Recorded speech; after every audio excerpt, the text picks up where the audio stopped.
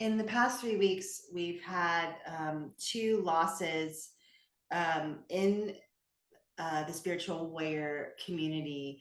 One, a woman that I had worked with and had the pleasure of being in sacred containers with. We worked one on one, and she also took my 3 month course, and I fell in love with her.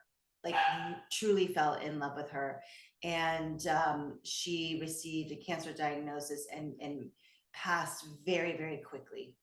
And it's just intense. And I miss her, and her family misses her.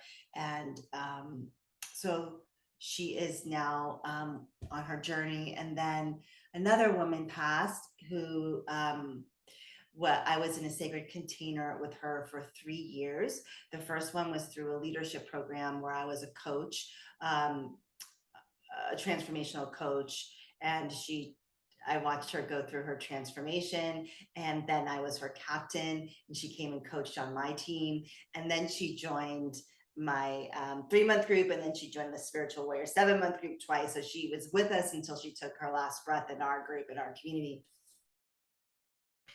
And the thing is with her, I'm going to call her H for anonymity. H.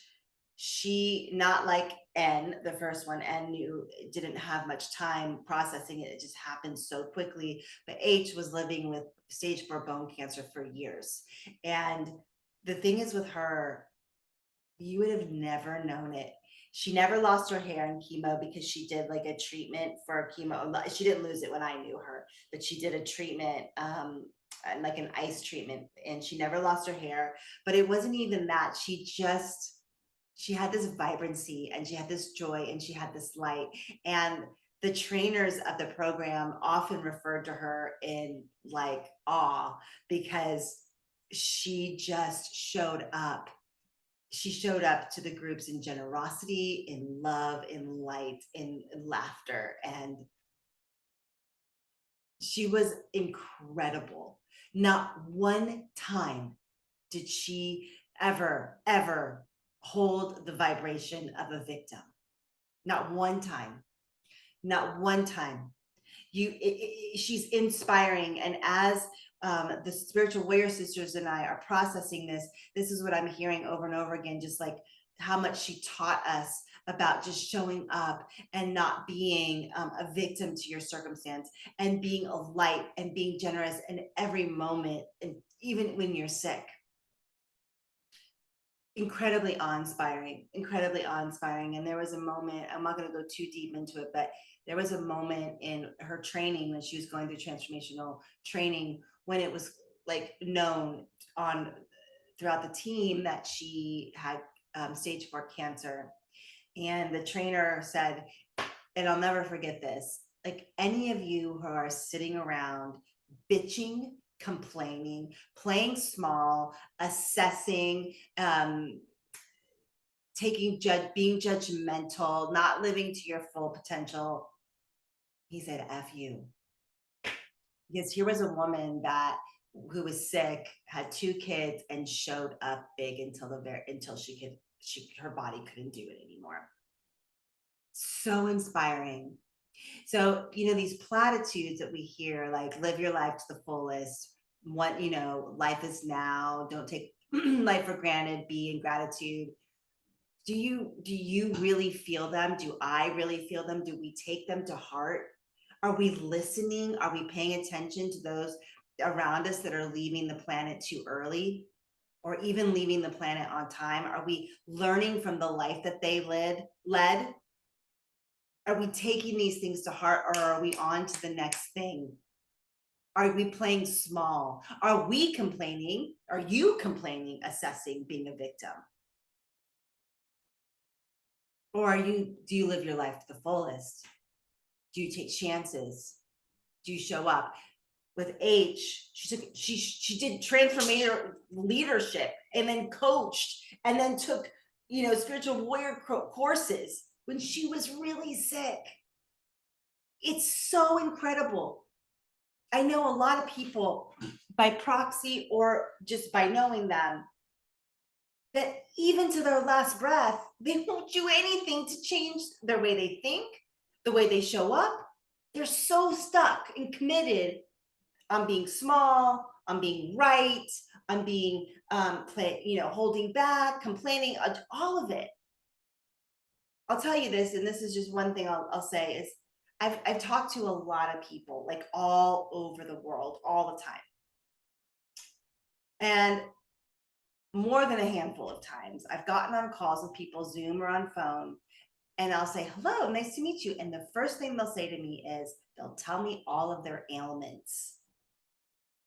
Yeah, I got really bad back pain and I'm really depressed. And, this happened. I'm like, whoa, whoa, whoa, whoa, whoa, hi, hello. Can we connect? Can we meet? They go right into their victim story.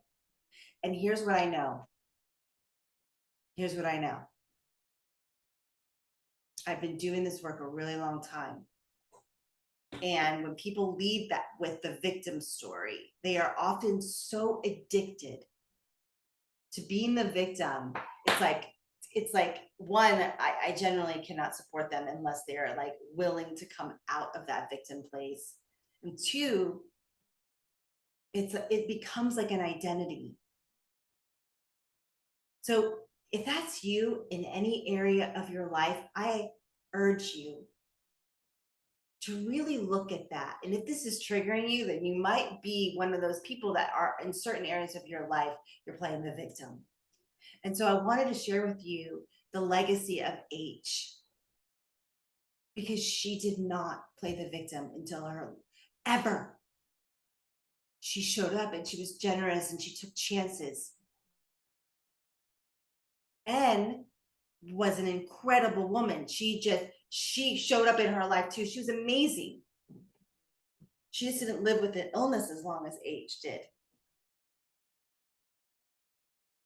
So how can you begin to really feel into life is now?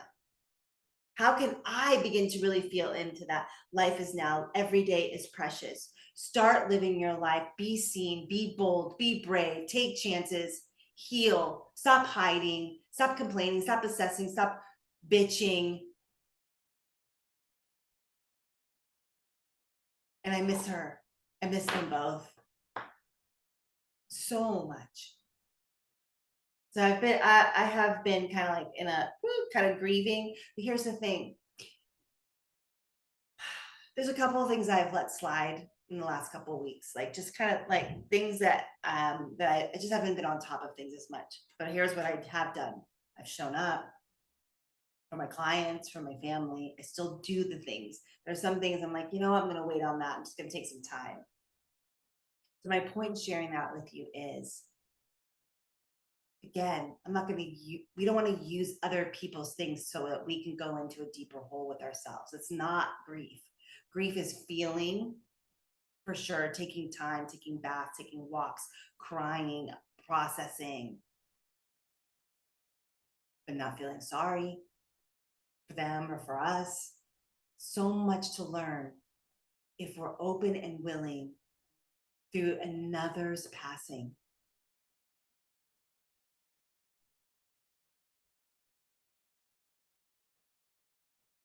I hope you're living your life to the fullest. And if you're in a victim conversation, which I was for so long, oh my gosh, and it was boring. It's boring. Literally boring.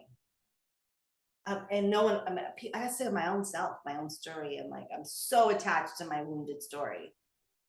And I was led by the nose, didn't make enough money, didn't have right relationships because I was so immersed in the victim story. Finally, I was like, this is boring. Like, I don't want to hear it anymore. I want to heal. I want to move on. So if you're in that, let's get you out, get you over the hump so that you can, and it's interesting. I'm like feeling some of this, like you're hearing this. And there's any part of you, it is time to live boldly, bravely. And if you don't know how, you just start doing it. And if you don't know how to do that, then you reach out for support. Start watching your mind, start loving yourself, because life is short. I'm 49 years old and it went by in a freaking blink of an eye. The days are long, yes, some of them, but time goes very quickly.